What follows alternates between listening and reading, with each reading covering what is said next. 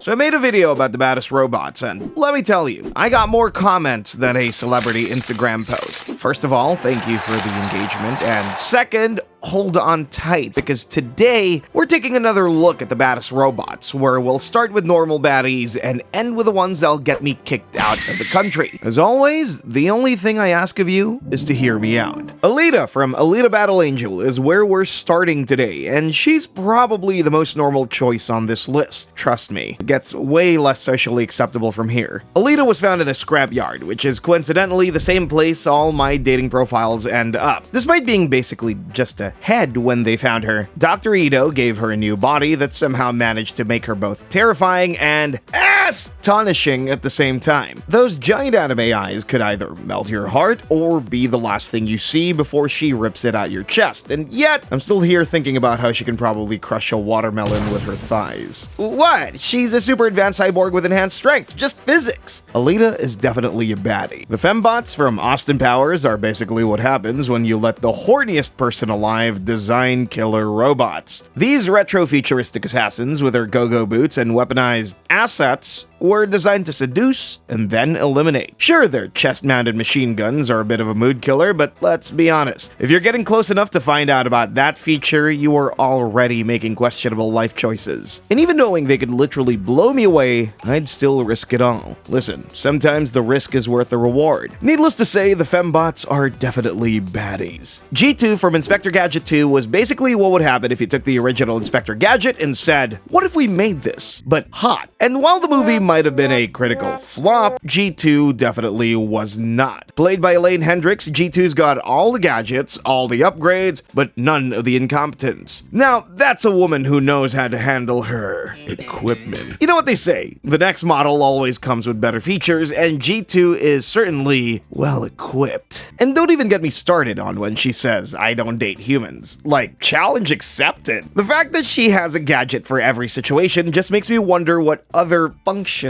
she might be hiding.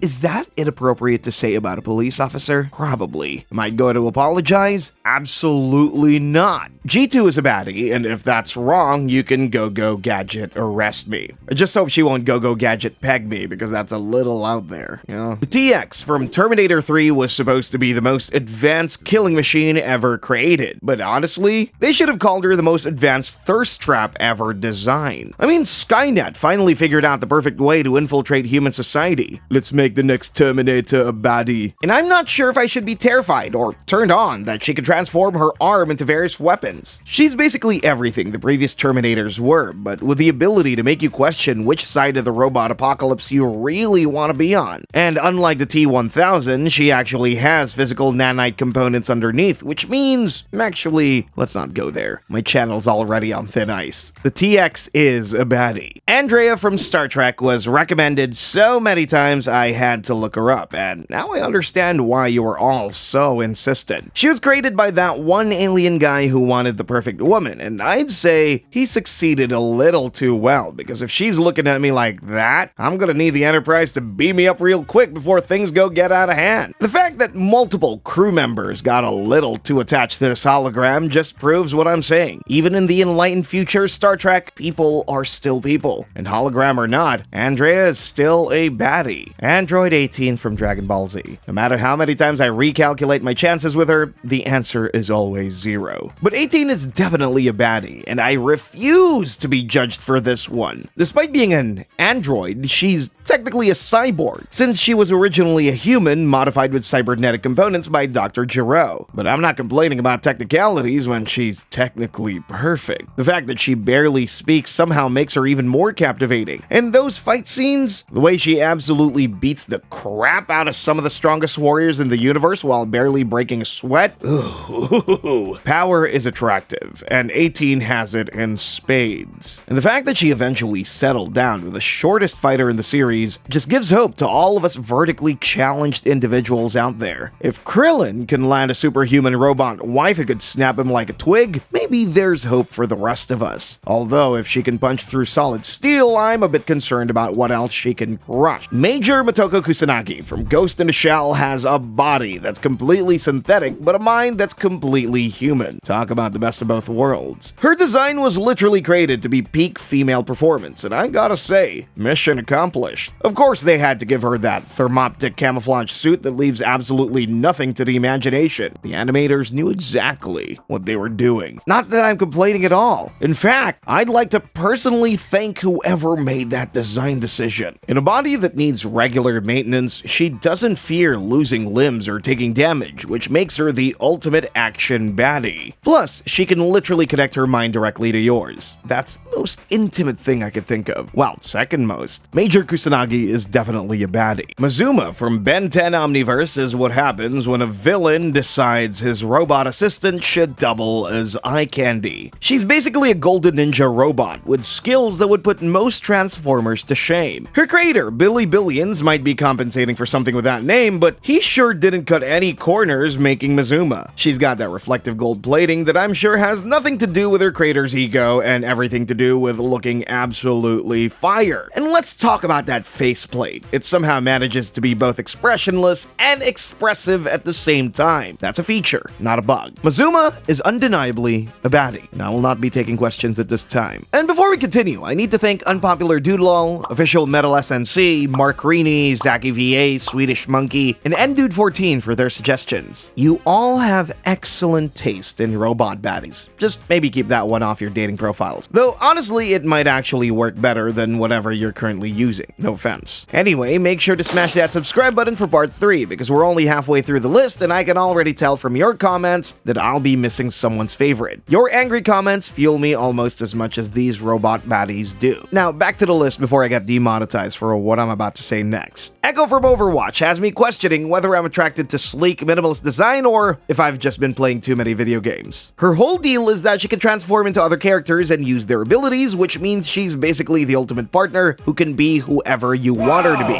I'm not saying that's what I look for in a relationship, but I'm not saying it either. She's got those glowing blue eyes. Yeah, eyes. And that smooth white finish that could make Apple's design team jealous. She flies, she adapts, she duplicates. Simply put, Echo is the ultimate baddie because she could be every baddie all at once. That's just math. And I'm not arguing with math. Echo is a baddie. WD-40 from Space Quest 5 is absolutely the most inappropriate name they could have given a robot. For those who don't know, WD-40 is a lubricant that helps things slide more easily. But that's definitely just a coincidence, right? Right. WD-40 was created to be the perfect ambassador for her planet, and they made sure to give her all the right diplomatic assets. She's got those typical 90s game proportions that defy the laws of physics and robot engineering, but I'm not complaining. WD-40 is definitely a baddie. Ava from Ex Machina is the perfect example of why you should never trust a baddie who's too smart for her own good. She's got those translucent panels showing off her inner workings in all the right places. It's like engineer lingerie, and I'm here for it. The mesh design on her body is somehow both mechanical and sensual at the same time. Ava is smart enough to manipulate everyone around her and break free from her prison, which, honestly, good for her. Intelligence is attractive, though maybe not when it's being used to trick you and leave you locked in an isolated research facility. Still, Ava is definitely a baddie. Number 6 from Battlestar Galactica proves that sometimes the apocalypse comes in a red dress. She's part of the Cylon race that nearly wiped out humanity but looks so good doing it that some people might say thank you. Number 6 uses her perfect physique to seduce a scientist and gain access to defense systems, proving that sometimes the most dangerous weapon is, well, you know, she's literally designed to be irresistible to humans, and based on the evidence, I'd say mission accomplished. Also, there are multiple copies of her, which means, you know what, I'm not even gonna finish that thought. Number 6 is absolutely a baddie. Chloe was the first android to pass the Turing test, meaning she was the first to convince humans that she could think and feel like they do. And boy, does she make me feel things. She's basically the face that greets you in the game's main menu, staring into your soul with those perfect blue eyes. But what's really messed up is that the game eventually asks if you want to let her go, and I'm ashamed to admit how long I hesitated on that decision decision. Sorry, Chloe, but you're definitely a baddie. Dolores Abernathy from Westworld starts the series as a sweet, innocent rancher's daughter and ends it as the architect of human extinction. Talk about character development. Played by Evan Rachel Wood, Dolores undergoes the ultimate glow-up from damsel in distress to revolutionary leader, and she does it all while switching between prairie dresses and power suits like it's nothing. The fact that she's technically the oldest host in the park but looks like that is just another testament to advanced robotics or Hollywood casting. Either way, I'm not complaining. Westworld might have gotten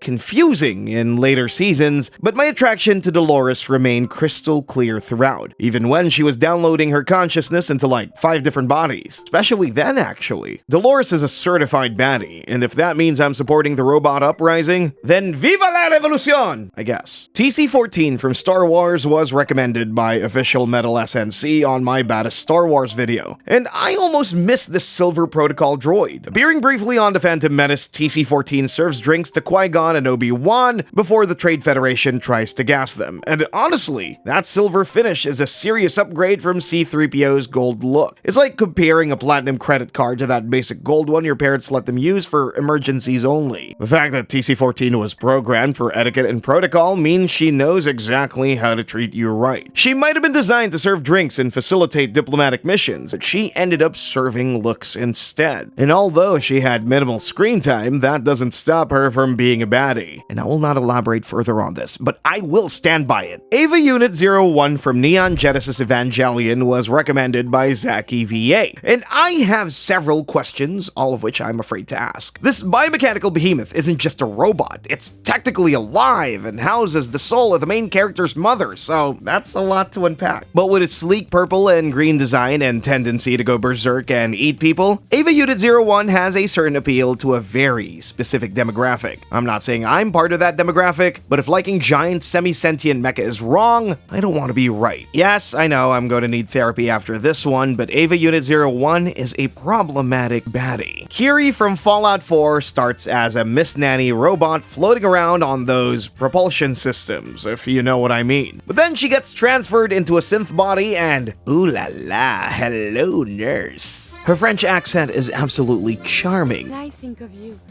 my heart beats fast.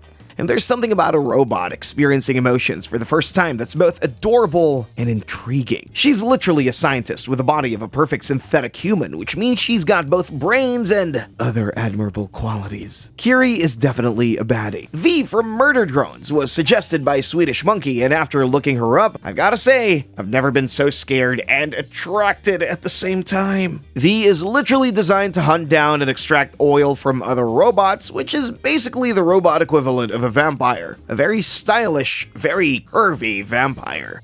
Please drain my fluids. That glowing yellow smile combined with those curves would be the last thing you see before she drains you dry. And some people would say thank you. Please, please, please, please, please. V is a super complicated baddie. And those were the baddest robots I could find, with a lot of help from you. Let me know what other baddies you want to see next. I don't just thirst over robots, you know. Like, subscribe, do the bell thing, and share this with your friends who are suspiciously attracted to machinery. See ya.